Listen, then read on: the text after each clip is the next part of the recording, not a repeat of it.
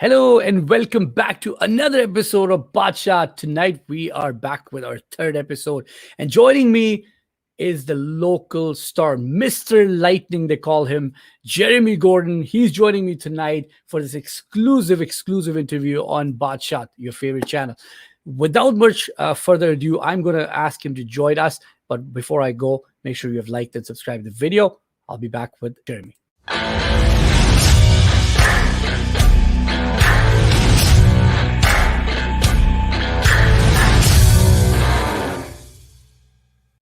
Jeremy, welcome to BaatShaat. How you doing?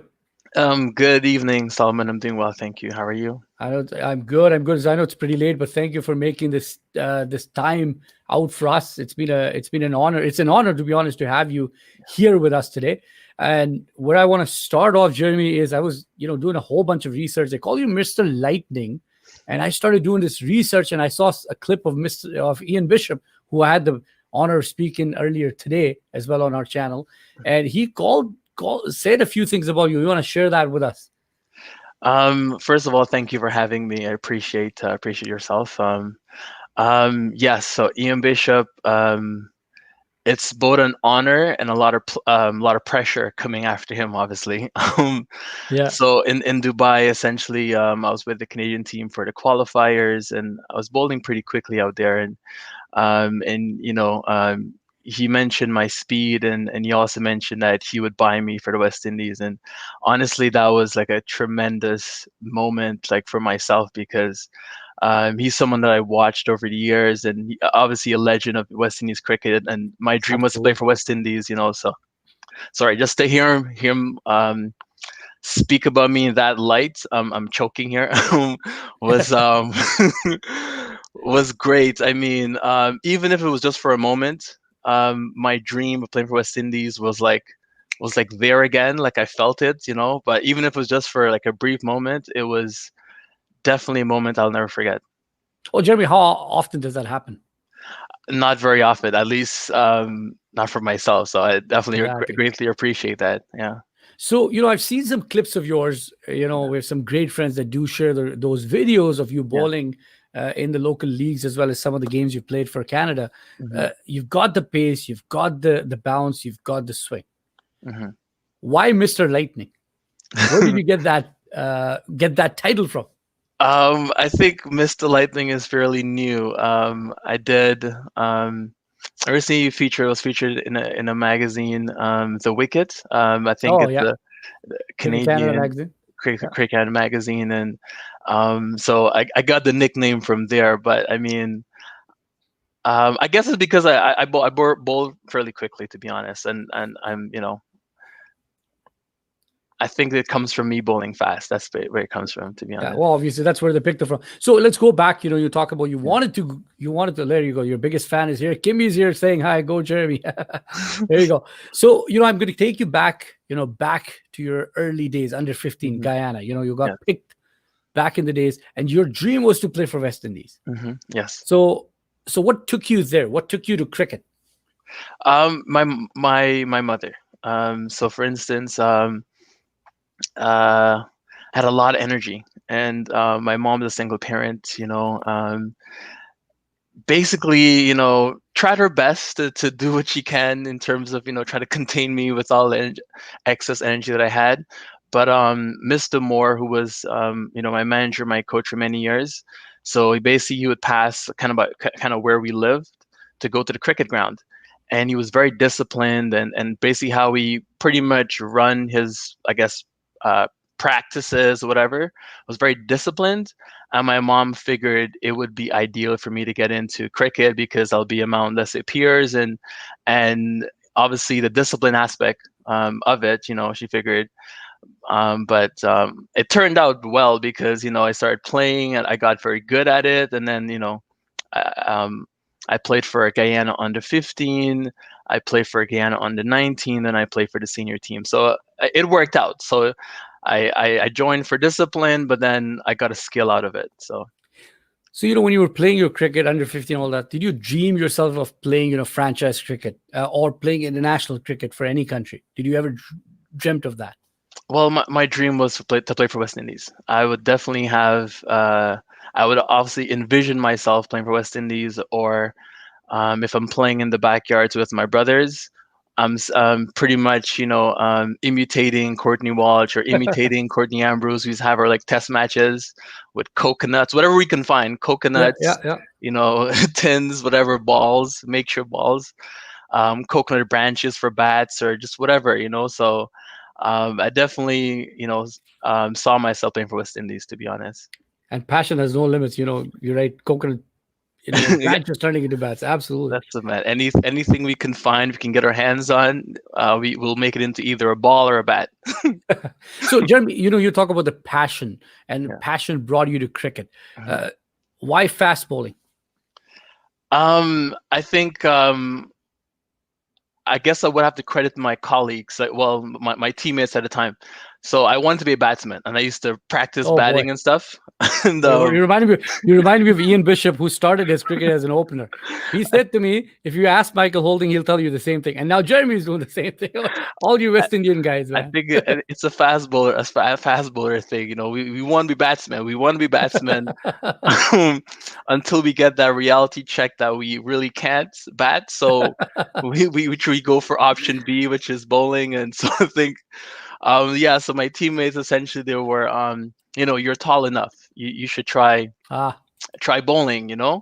So I tried it out, and believe it or not, I used to kind of pelt or chuck when I first started. So it took a little while, and I finally got my arms around. And once I got it around, I think the rest is history, I guess. I'm going to take you completely off topic. You said something, you were tall enough. Why is it that every tall person from West Indies wants to be a bowler? Why not a batter? Like, so Why not? I want to be a batsman, but Well, I know. I was discouraged by my teammates. Why is that?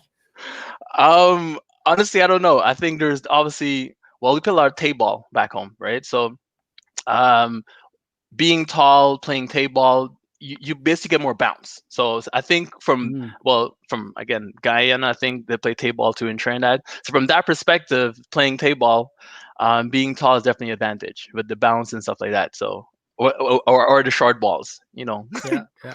So I think, you talk about being tall, Yeah, you know, being pushed to be a fastball, which is you've done really well at. yeah. Uh, you talk about being tall. Like how tall did you really feel when you stood with Muhammad Irfan in Pakistan Um, in GT20? Not very tall. Not very tall. Yeah, he's a giant among Seven men. two. Among Oh my men. Yeah, god. yeah, definitely. I was Yeah, there, Jeremy, for that yeah, GT20, and I took a picture with him, and yeah, I'm like, why can't I fit in this frame? But yeah, it was him yeah. taking me out of that. So, going back to your own cricket, you talk about your playing your cricket in West Indies. Mhm. What do you find there that allowed you to prosper as a cricketer back home? Well, I guess grassroots cricket, or yeah, grassroots cricket. It was basically from school level, then the club level, and then obviously like the county level. So Yep. it's very strong so grassroots cricket is very strong in the West Indies, and I think in probably most other countries. So for Yep. instance, like my school would be involved in different cricket tournaments, whether it's under 15, under 19. And then I'm also playing club cricket, and then I'm training every day. So cricket is like you kind of live and breathe cricket. That's pretty much all I did back home. It was like, well, I did school, so like school and then cricket, right? So, what format did you engage in when you were playing club cricket? You were playing back in school cricket. Was it more like one day cricket? Was it more 3-day cricket? What was it So that you were following? from the school level perspective, it was 50 overs. But like the club level, so under 15, I would basically play like 3 days, like 3-day matches, and then we'll play 50 overs. So it's a bit of both. Same for under 17, you play Oh, 3-day matches, and you play 50 over or 40 over as well. Under 19, the same thing. You play 3 days, then you play the 50 over, 40 over. And the same with like the senior, like the first division, which would be like super elite here in Canada. You're playing 3 days, you're playing 50 overs, you're playing 40 overs. And just before I left, because I left like back in like 2006, they were just yeah. starting like T20. You're playing T20. I like was going to take you there. yeah, I was Exactly. playing a bit of So, T20 as well. Yeah. T20 has become the format for your recognition. That's where you've made the most name. And I Yeah. think I read back in that article as well that you would love to do more well for Canada. You would love to play more franchise cricket all those Yes. franchise leagues. Yes. So, if you were playing, back in the days and T20 cricket was there, what is it that has changed now for those kids now? Is it more T20 cricket that's happening at the school level? Is it more ODI? Are you still connected back home with those I cricketers? am. I'm very much connected back home.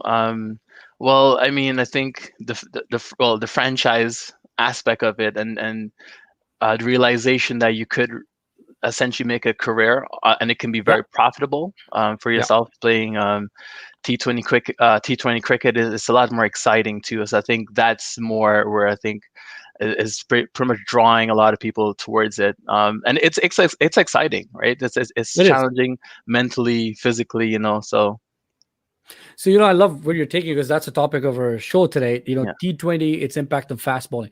So, Hmm. as a fast bowler, Hmm. how much has T20 impacted you in terms of skill building, in terms of Hmm. fitness, in terms of being Yeah. mentally prepared or challenged? Yes.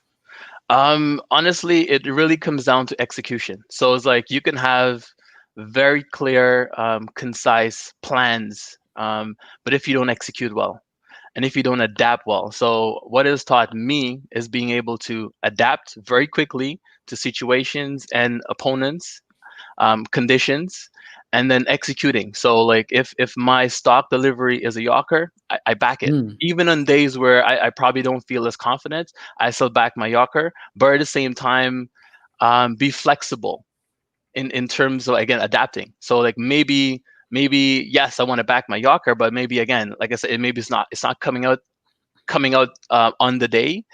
Some slower balls. It's all about having different variety, but at the same time, it comes down to execution. And the best in the world, the Malingas, the Tanvirs, Mitchell Stark, and those guys, Bumrah, they're good at executing under pressure. So it's about um, being very still. Like you can actually slow it down. There's no need to rush through the process.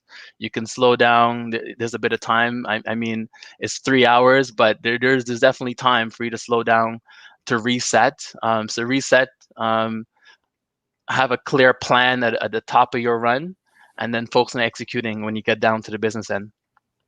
So how difficult is that? You got some of the big names you're bowling. Yeah. Talk about Hmm. global T20. You were playing against some of the big names. Yes. Their bats swinging. Hmm. The ground's small. How much pressure that add on you as a cricketer playing in your home backyard, representing Canada in some ways? How much pressure that add you on you? I mean, there's definitely a lot of pressure, but I want to say this. So the first year of GT20, I was a part of the Vancouver Knights. Yeah. I remember playing the first game against Toronto Nationals, and I was bowling to Steve Smith. I was completely nervous, and I Wow. was just not, I guess, mentally ready. But what I learned Wow. from that experience, after speaking with like Chris Gale and Russell and those guys, they're like, it's just a regular game, just a normal game. Fast forward to last year when I was with Toronto Nationals, Yuvraj pretty much said the same thing too. He's like, it's just a regular game, just how you're nervous, they're nervous as well too. Oh, So wow.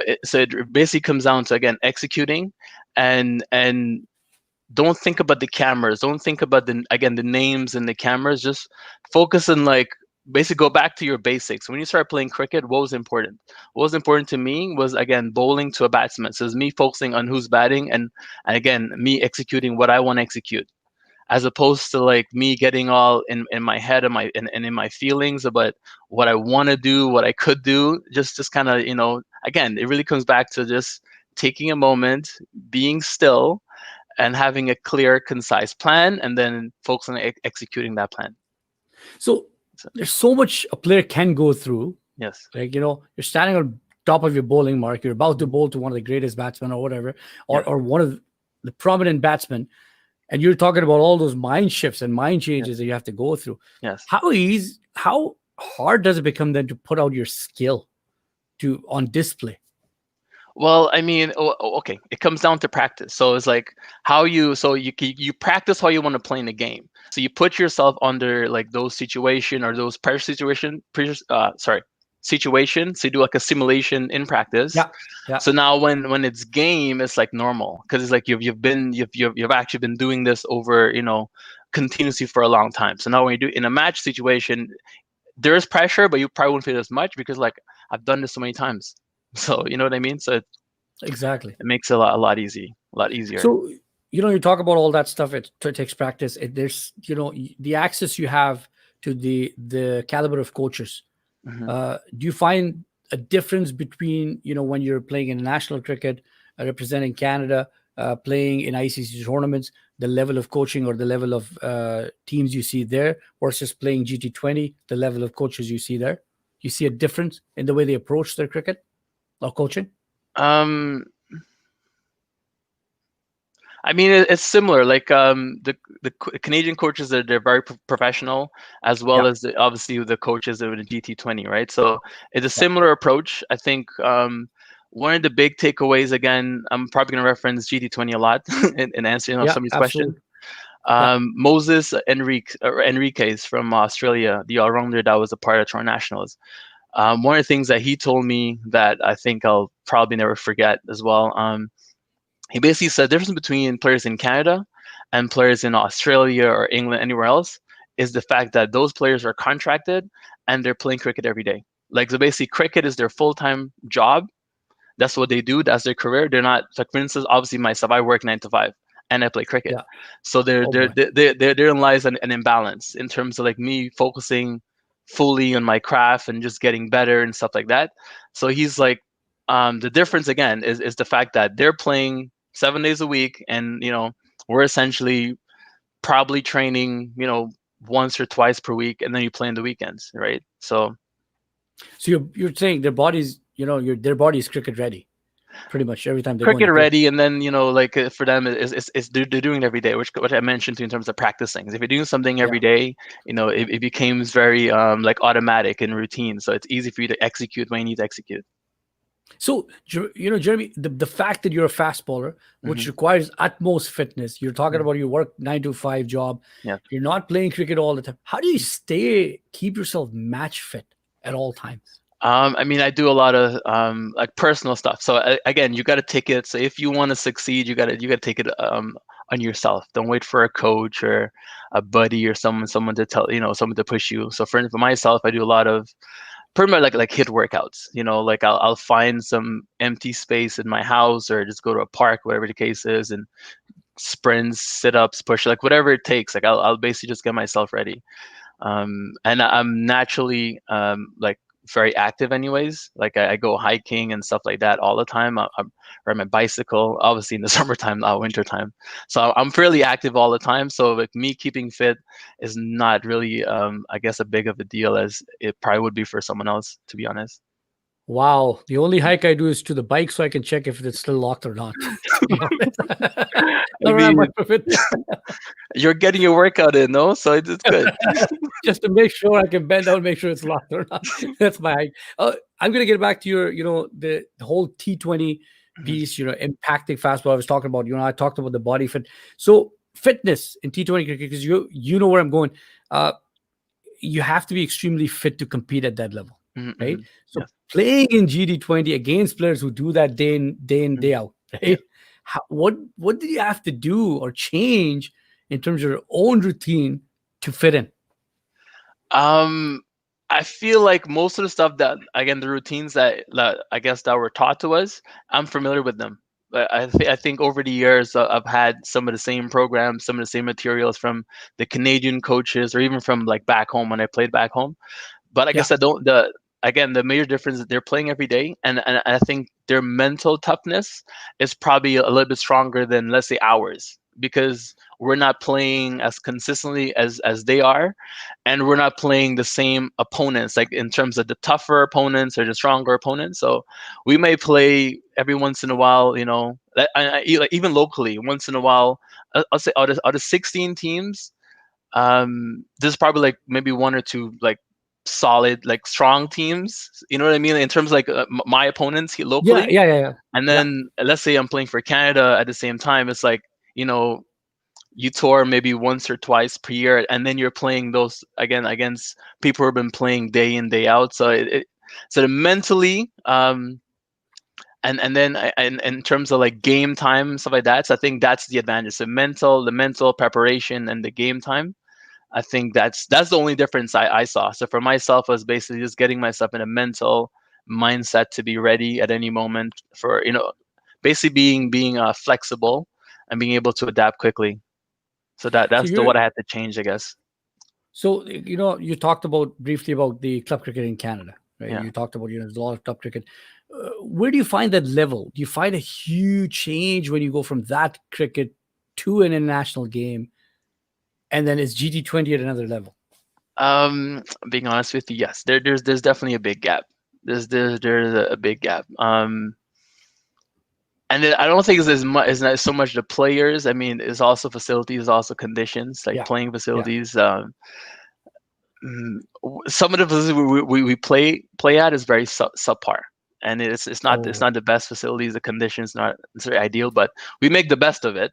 I mean, like absolutely. playing here has definitely taught me that I can play anywhere. I can play anywhere, and I can do fairly well. So It makes you humble pretty quick, yes, right? very very humble, So very humble. very humble, very humble. So but 8 months, on the facility side, 8 months, our grounds are buried under the snow, Hmm. right? You get 4 months of good Hmm. cricket time. Yeah. How do you keep yourself fit off season, Jeremy? Indoors. I do a lot of indoor training, where I do like In the spot nets? bowling. Yeah, Yeah, spot bowling. What is again by myself, or like whether it's like a team environment. In the winter time, there's usually like a Canadian camp if there's like a yeah, tour coming up, or from the club level, like my club pretty much start training around like January, February. So, or I just take it on myself just to go get some training in. Um, for me, it's about getting my rhythm just before the season, because I'm a rhythm bowler and I can't just start the season without like maybe training from like a longer run. So I'll do a lot of like obviously sprints and stuff like that, but then incorporate that in terms of me actually running in for my long run, bowling maybe into a net, necessarily to like a wicket, but just into a net to get my rhythm going. so that's what fast bowlers quickly Yeah. refer to as rhythm, Yes. getting into the rhythm. Yes. And that must take a long time with the small season that you have, right, here Yeah. in Canada. So I try to So, make sure I get that done before the season. Get my oh, rhythm going just an before the season. Yeah. so how do you replicate the swing and all that stuff from indoors to outdoors? How do you make that change? It's quite Um, different conditions. Different conditions, but in terms of swing, I'm a different from other bowlers who maybe hold the balls in different position. So with my action, it's a slinging action. Yeah, I naturally swing the ball. I don't have to hold the ball any. I can hold. It just swings yeah. naturally for me. Take So it for away. me, Yeah, yeah. Take it for, away. for Yeah. yeah, for me, it's focusing on controlling that swing, and know but being consistent with it as well. So that's usually my focus, is being consistent, and consistent in terms of my lines and my lengths, and having clear plans. And that's usually what I So, focus on. so Jeremy, people or bowlers that are known to be, express pace or bowl fast, often do not focus on the line and length. That's not their Yes, forte. yes, How like, but I've seen you bowl. I've seen yes. many clips of that. You're able to keep it at a very good length. So how do you manage both? Honestly, that's something I need to thank being in Canada for, because like back home was just bowl fast. But then Really? Wow. when I came to Canada, I had to adapt because the wickets were slower and lower, and different times of the year, like early in the year, it swings a lot more, Yeah. and then late, like close to fall, so like like late September, October, it'll swing a lot more again too. So um, being able to control the ball became a necessity playing over Yeah. here. So That's true. That's so exactly. so a couple of years, I actually like I legit slow down for a long time. Like I basically cut Really. the pace for a while just to get my control, and bowl. So I generally bowl a lot fuller. So as opposed to back home, my job was kind of like a like a Mitchell Johnson or Shoaib, just bowl as fast as possible for 3 overs, maybe get 2 wickets, and then you just kind of you take a break. You'll come back later on and do the same thing. So that was my, So my my job back home, but here it's a lot wow. different. So what's your role in the Canadian team then when you're playing? Like, It are you depends. used as a speedster, or are you used as that burst impact bowler? How are you I've used? I've never been used I've never been used that way, and I think that's probably ideally how I should be used because I'm more effective that way. Because I may go for runs, but I'm generally a wicket taker, especially with new ball. I'm very I'm a wicket taker bro with new ball. Well, I But mean, how I'm used here is generally to get wickets, but also to contain, and which I don't mind doing anyways because I've been doing it for a long time. So what it is again you bowl that channel, that like test channel, back of a length, like hard lengths, top of off, um, and just hopefully get a couple of wickets. Which I don't mind doing that as well because I've been doing it for such a long time because I've been living here for such a long time. But ideally, just me being aggressive, like ultra yeah, aggressive, get a couple wickets. I think that that's something I embody a lot more because I did that most of my career, especially back home. it's funny, Jeremy. You reminded me of Shoaib Akhtar's interview or Vakar Yunus. They're like, "We'll get hit, but we'll hit somebody while Oh, getting hit." that too. That too. That's true. But True I think story. how so. It's funny. You got the pace. How much does intimidation play a part in when you're fast, when you're that fast? hmm I mean, it plays a big part. Sometimes, again, at the club level, just the mere fact that my name is in the 11 causes a bit of problems. Even if Oh boy. there's sometimes where like I think different teams I played for where I was injured, but it put me in the 11, even though I'm not even gonna bowl. Just put me in 11 to just go in the field. And the fact that I was on the field, there was a bit of tension. So I mean, I appreciate it, but obviously it's like I can't let it get to my head though, because it's all about again executing. Because I can get carried away and then let's say bowl into someone's strength. Let's say bowl a lot of short balls, and then that might be someone's strength. Because again, doesn't matter how fast you bowl. I think in today's age, there's bowling machines. If you're batting 125 miles per hour in a Yeah. bowling machine, right? So unless you're swinging the ball or you're doing something special or you're able to execute well, bowling fast again is just not enough. And that's one thing I've learned over the years just being here because I used to think that it's bowling fast, that's it. I just need to bowl Yeah. fast and everything will kind of take care of itself. But as I got experience, I learned that no, you got to be able to swing the ball, you got to be able to execute your plans because if you bowl quick, 100 miles per hour and short and wide, someone cut you, it'll still go for six.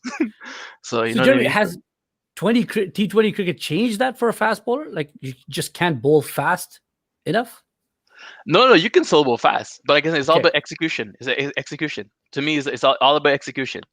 Having clear, concise plans and objectives, and being execute to the best of your ability, and also adapt to situations and conditions. Oh, that's incredible. Question for you: Who Arham Ahmed is asking, who's the toughest batsman you've ever bowled to? I'm gonna say Steve Smith. Steve Smith. Oh, why? Yeah. Oh, why is that? Share away. Well, again, that was my first match for GT20. That's 2018. Yeah. Very cool. So the first ball I bowled was pretty much like fourth or fifth stump, and he flicked it to mid wicket for four. This What? is the He second shuffled. shuffled and flicked it. Yeah, the second ball was about maybe around about off stump, flicked again for four, but it was like full of length, right? Um, and then I bowl a ball. It was like middle and leg. I don't know how he played this shot, but it went down to it's like middle and leg, and he opened the face. It went past third man for four. So at this point, I'm like, my balls that are wide of off stump are going to mid wicket, and the balls that are in leg stump are going over that Where do I side. bowl? Where do I bowl? So, yeah. So you talk about a few minutes ago, we were talking about intimidation. You intimidating as a fast bowler, Yes. other batters. How intimidating was that for you? Like I said to you when I initially started, I was shaking. I was just not mentally there. But like I said, after the game, just sitting down with Chris Gill and Russell, Tim Saudi, and just having discussions about like just being nervous and again they expressed to me it's like you take away the name and you focus Yeah, on the objective. You're a fast bowler, you bowl, and you execute your plans. The same thing with the batsmen; they have to execute their plans and their objectives as well, right? So is who absolutely. execute best usually come out on top. So. Absolutely. And it's been, so far it's been wonderful talking to you, hearing about your experiences playing in GT20, your life back in Guyana, your cricket time here in Guyana. What is it that you're going to tell a message you'll give youngsters, playing junior cricket right now, on what can they focus on to become mentally strong? So find what you're good at. It's, let's say, okay, if you're a fast bowler, so find what you're naturally good at. I can, again, maybe just speak about myself. So for instance, my thing is my arm speed. That's what I'm good at. So in terms of how I train and stuff like that, I don't only focus on my arm speed, but I know that that's my strength. The fact that I can whip my arm as quickly as I can. So it's like I can probably, let's say, miss my run, or maybe not have a good day in terms of my rhythm being off, and I can still go fast just because of my arm speed. So it's kind of focus on what you're good at. Try to sharpen that, make it better, but then also focus on stuff maybe you're not so good at. So it's, Yeah. it's all about, again, I use probably this word a lot in this interview, having clear objectives. So it's all about, you sitting down and you planning, you thinking about your game, how you can improve, what you want to improve in. And when you're training, you train with a purpose. Don't just show up to practice and just go through the motions, because think about this. People talk about practice makes perfect. But if you practice something long enough, I think you become that. So if you practice, maybe not the right technique or the right form, you're going to be doing that in the game. So if you practice, like game scenarios where you're under pressure, usually when I practice, I challenge the batsman. Let's say I'll be like last 5 for 12 or 5 for 15. So I'm always doing these game scenarios where I'm even setting my fields within training. Some training, I may get 5 wickets, and some training I might bowl like 10 for 100. But again, it is training, but at the same time, it's like we're using that to work in our skills and creating different scenarios, right? So that's So, I love where you're going. So, your skills or talent without a plan is like, is nothing. it's Is that what nothing. you're I saying? mean, yeah, exactly. I mean, some of the best will tell you, like some of the greats. There's videos and interviews with like Sachin or even Brian Lar where like they'll make 100 and they'll probably go bat for 5 hours. Or I think it's even a video where David Warner was talking about this Shivnarine Chanapal, who's the Guyanese, who would bat for, let's say, for like 2 days. So it's kind of like, but then he will also do it in a test match. So Yeah. you can actually see he's practicing how he would bat in a test match. So and Malinga too. So he would actually bowl to shoes. He would practice Yorkers for hours. And Wow. I think so. There's no mystery why he's able to nail those Yorkers in match situations or under pressure, because he's doing it. So again, Absolutely. it's practicing with a purpose, right? Well, I think what you're rewarded for in public for what you practice alone in In private, right? private. That's right. That's right. Exactly, That's exactly, right. exactly. So, one of the things what I want to focus you on when you were talking about message to youngsters, you talked about a lot of planning. Your talent was there; it was Mhm, identified fairly early, but you had to plan and execute on that for a long mhm. time. You didn't have it easy. I'm pretty sure you've had ups and downs, Yes. and I don't know if you've gone through it, but at times you would have probably felt like just leaving cricket and forgetting about it and just sticking to something else. What has kept you going? Honestly, actually, I stopped playing. But the love brought me back. I stopped playing, I think, back in 2015. I stopped playing You went away for for a while. yeah, for about 2 years, and Yeah, I yeah. pretty much came back just before GT20 2018. Um, I think, again, just the love, or I think, okay, so I stopped playing, but I used to be watching a lot of cricket, and So stay close. yeah, just like, watch a lot of cricket, and I think Rabada was coming out. I think Rabada like probably just broke out. And he's bowling very sharp, and then so fast, 2016. Yeah, yeah, yeah, fast bowling was getting very exciting again. So yeah, like, and yeah. that kind of drew me back into it. It's just kind of like, especially watching Rabada bowl. Like, it was very exciting. It still is So very exciting to watch him bowl. what took you away? Personal reasons. Personal Oh, yeah. reasons. I Okay. don't want to go there. All right, I'll come back to 2017. You came back, you performed, and GT20 came up, and you got Yes. in. Did Yes. you expect to be picked at that time? Honestly, no. I never really I didn't expect to be picked. I was hopeful. I was hoping I would have been picked.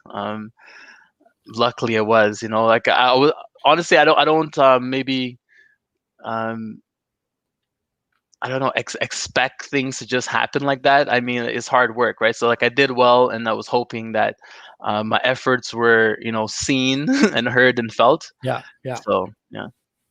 So you're back now. You played 2 editions of GT20. You would have definitely played the third one. COVID didn't let that happen. Where do we see Jeremy going from here? Like I said, I want to be able to play in different franchises around the world, and being able to like help Canada qualify in whichever World Cup, whether it's T20, 50 overs. It's like I definitely want to and help the youngsters. I mean, growing up, I didn't have too many people helping myself in terms of fast bowling. So I definitely want to be able to help. So if anyone have questions, I'm always open to answer questions in relate to like fast bowling or cricket, fitness, nutrition. So Jeremy, you've talked about fitness. You've talked about messages to youngsters about play with passion. Follow what you love doing. How important it is for our future generation of cricketers to be good at everything. You talked about I wanted to be a batsman. Do you sometimes wish that I had done a bit more of that with the new advent of T20 cricket? Oh yeah. I think going forward, I mean, you cannot be one-dimensional. You got to be able to bat and bowl like you're a fast bowler. You got to be able to come and hit a couple sixes down the bottom. Be able to like contribute 15 to 20 runs at the bottom, and also feeling. Feeling is so basically you can't hide anymore. Especially T20 cricket, you can't be like, oh, I'm just gonna put you a third man, because no. I was watching a game yesterday with the Guyana Amazon Warriors. So Tahir was feeling at short third man, and about like 3 boundaries went to him. Again, the point I make is that you can't hide anymore. Doesn't matter, how good you are as a batsman or a bowler. You got to be able to field too, and it would be ideal if you can do all three well. And I think you probably should focus on doing all three well. To be honest, this is for youngsters or anyone. And that's the message you want to send out to the youngsters as well. Like, do all of it well. Yeah. Jeremy, it's been absolute pleasure talking to you. I wish we could continue talking. I can ask you so many questions, but I know time is of essence. Thank you again for joining us. Is there a parting message you want to give to our viewers today? No, thank you for having me. I just want to, again, thank you for having me, and just believe in yourself, and just go after your dreams. That's just my message. Absolutely. Thank you so much, Jeremy, for joining. It has been a pleasure. And I will continue talking to our viewers. You're more than welcome to sign out. Okay. Thank you very much, sir. Perfect. Thank you, Jeremy. Bye. So that was Jeremy Gordon, Mr. Lightning of Canadian cricket, joining us all the way from Toronto. It is such a humble gentleman. It was wonderful to talk to him. He shared his experiences playing in Guyana, then playing for Canada, took a hiatus, took a break for a couple of years, came back, and he's been going strong ever since then. So much we could have learned from him, so much we could have asked him. And I know, we ran longer than we expected to, but Jeremy had wonderful things to share. Once again, my goal is to keep bringing you these Canadian cricketers that do so much for Canada cricket, for so much for cricket in Canada, for the promotion, for the growth of cricket. It is such a harsh environment to play cricket. For some of these gentlemen to be putting so much effort and energy in building and growing cricket it's absolute pleasure to watch from my end. And with that, thank you again for joining BaatShaat tonight, and hopefully we'll come back to you with another big name like Jeremy. And keep watching BaatShaat. Make sure you do subscribe and like this video, and we'll see you soon.